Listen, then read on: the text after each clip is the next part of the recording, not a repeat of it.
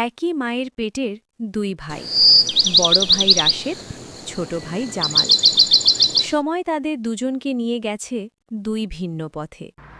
রাশেদ শহরে বিশাল ব্যবসা, দোতলা বাড়ি, দামি গাড়ি, বিদেশি আসবাব সবই আছে তার। আর জামাল, সে গ্রামে মাটির ঘরে থাকে, দিনমজুরের কাজ করে, কোনো মতে সংসার চালায়। কিন্তু পার্থক্য শুধু টাকায়, মনে নয়। এই ফুলগুলো ঠিকমতো সাজাও, আজ বড় বড় লোক আসবে, যেন কোনো ত্রুটি না থাকে। শুনছ, তোমার ভাই জামালকে খবর দাওনি? ও, ওই গ্রামের জামাল, ওকে এখানে এনে কি করব? আমার অতিথিরা কি ভাববে? কিন্তু সে তো তোমার ভাই। সবাই ভাই হয়, কিন্তু সবাইকে দেখানোর মতো হয় না। সেই কথাগুলো হয়তো বাতাসে মিলিয়ে গেল, কিন্তু আকাশ সব শুনে রাখল। জামাল ঘরের সামনে বসে ভাঙা চটি সেলাই করছে। শুনেছ, শহরে তোমার ভাইয়ের বাড়িতে নাকি আজ বড় অনুষ্ঠান। হ্যাঁ, শুনেছি। তার বাড়িতে নাকি অনেক বড় অনুষ্ঠান। তুমি যাবে না? আমাকে ডাকেনি, বিনা দাওয়াতে গেলে মানায়? বাবা, একটু পানি আর খাবার পাবো? অনেক দূর থেকে এসেছি। আসেন চাচা, আমাদের ঘর ছোট হতে পারে, কিন্তু মন কিন্তু ছোট না। আজ ঘরে বেশি কিছু নেই, তবুও আপনি খেয়ে নিন। তোমরা যা দিলে সেটা শুধু ভাত না, বরকত মেশানো ভাত। আমরা তো আপনার জন্য তেমন কিছু করতে পারলাম না।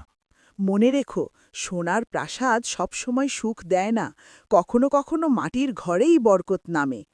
সেই রাতেই শহরে ঝড় শুরু হলো। রাশেদের গুদামে আগুন লাগে, বিদেশি পার্টনার চুক্তি বাতিল করে দেয়, ব্যাংক অ্যাকাউন্ট জব্দ, বন্ধুরা ফোন ধরা বন্ধ করে দেয়। সোনার প্রাসাদে নেমে আসে নিঃশব্দ অন্ধকার।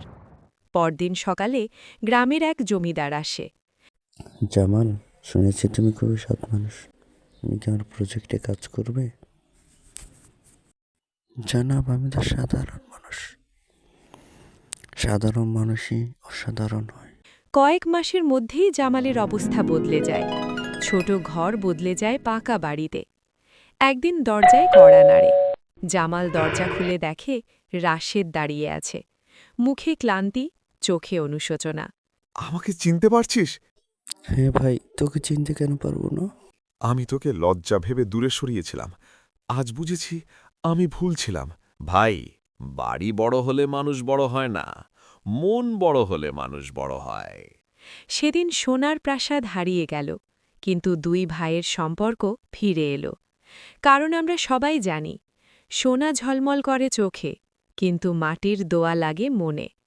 আর অহংকার মানুষকে একা করে দেয়, আর দয়া মানুষকে রাজা বানায়। এটাই প্রকৃতির নিয়ম। গল্পটা কেমন লাগলো কমেন্টে অবশ্যই জানাবে।